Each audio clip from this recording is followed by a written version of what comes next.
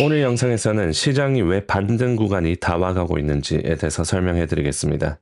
이번 주에 S&P 500이 관세로 인해서 코로나 이후로 가장 최악의 경험을 투자자들이 했습니다. 공보 탄력 지수가 7까지 떨어졌고 2, 3년 만에 가장 낮은 구간입니다.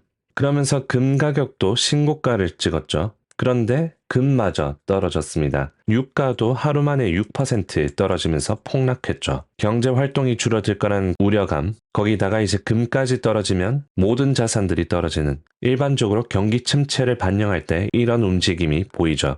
그래서 분위기는 거의 경기 침체급입니다. 하지만 연준에서 도움이 들어올 수 있습니다. 바로 푸시라고 얘기를 하는데, 트레이더들은 이번 주 금요일에 나오는 일자리 데이터가 시장 불안에 더해지면서 연준이 금리 인하에 대한 베팅을 늘렸다라고 합니다. 금요일에 나올 비농업 고용지표 예상치인데 중간값이 14만입니다. 실업률은 4.1%고요. 이번에 연방 고용이 약하게 나올 수 있다라는 얘기가 있는데, 도지 정부 효율 부서에서 직원들을 삭감하고 연방 정부의 일자리 성장이 제한될 수 있다 라는 얘기가 있습니다. 제프리스와 JP 모건에 의하면 고용 그리고 해고 활동이 저조되고 있고 노동시장이 냉각 조짐을 보이고 있다. 구인 공고가 감소하고 있고 일부 회사는 직원 수를 관리하기 위해 이직에 의존하고 있다고 합니다. 금요일에 나오는 비농업 고용 지표 예상치가 14만이었죠. 지난달보다 낮게 나올 거라고 보고 있으면서 작년 7월달, 8월달에 고용 지표가 굉장히 안 좋으면서 경기 침체에 대한 우려도 있었습니다.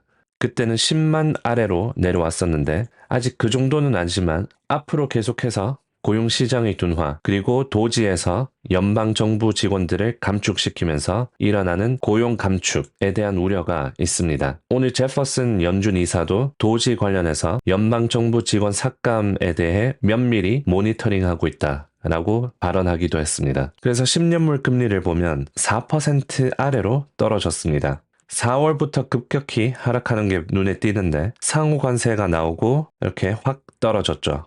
금리가.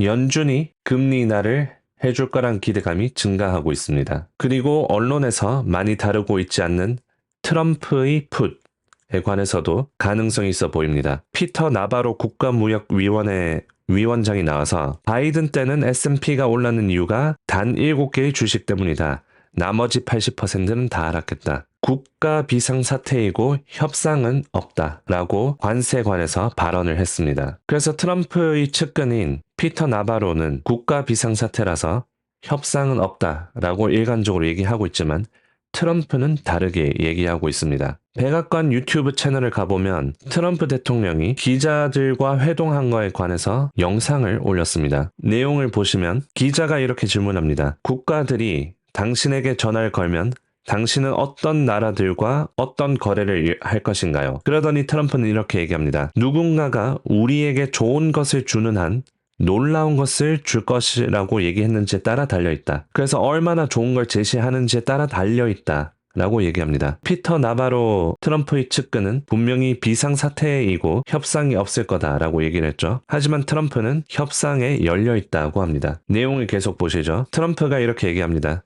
관세는 우리에게 항상 협상할 수 있는 큰 힘을 줍니다. 그래서 최근에 피터 나바로가 얘기했는 거랑 하워드 러트닉이 강력하게 얘기를 하고 있는 것은 협상할 수 있다라는 여지를 주면 국가들이랑 기업들이 미국으로 안 들어오기 때문에 강력하게 얘기를 하고 있다고 볼 수 있습니다. 선택의 여지를 아예 없애는 거죠. 미국으로 무조건 돌아와야 된다라는 것을 강조하기 위해서. 자, 내용을 계속 보겠습니다. 기자가 이렇게 질문합니다.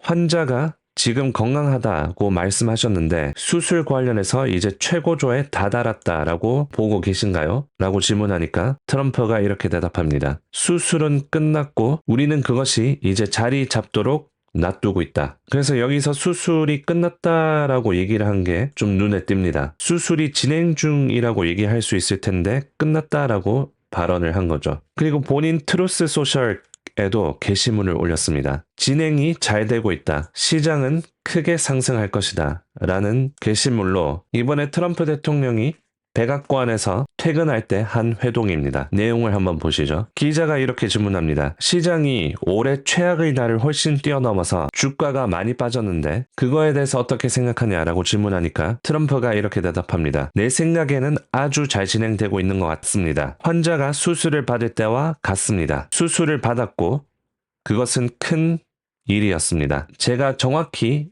이런 방식일까라고 미리 얘기를 했습니다. 미국은 6조에서 7조 달러를 투자받을 것이다. 그거에 대해서 언론이 얘기를 해야 되고 시장은 주식이 폭등할 것입니다. 그 나라는 미국은 붐을 일으킬 것입니다. 나머지 국가들이 어떻게 협상을 할 수 있는지 방법을 찾을 것이다 라고 발언을 합니다. 그래서 여기서 두 가지 생각해 볼 점은 여기서도 환자 수술에 대해서 얘기하고 주식이 폭등할 것이다. 미국이 붐을 일으킬 것이다. 이렇게 얘기한 거 보면 시장을 염두에 두고 있는 것 같습니다. 그리고 두 번째로 협상 관련해서도 열린 스탠스를 유지하고 있다고 볼 수 있는데 나머지 국가들이 협상을 어떻게 할 수 있는 방법이 있는지 모색할 것이다 라고 얘기했는 걸로 봐서는 같은 날에 기자회견을 한 백악관 유튜브 채널에 올라온 관세에 대해서 얘기했는 거랑 일치하다고 볼 수 있습니다. 이때도 우리에게 좋은 것을 제시하면 관세에 열려있다 라고 얘기를 했죠. 그래서 요약을 하자면 트럼프 대통령은 정황상 주식시장에 대한 여론을 신경 쓰고 있고 관세에 대해서는 협상할 수 있는 그런 스탠스를 취하고 있다 라고 볼 수 있습니다. 그래서 트럼프의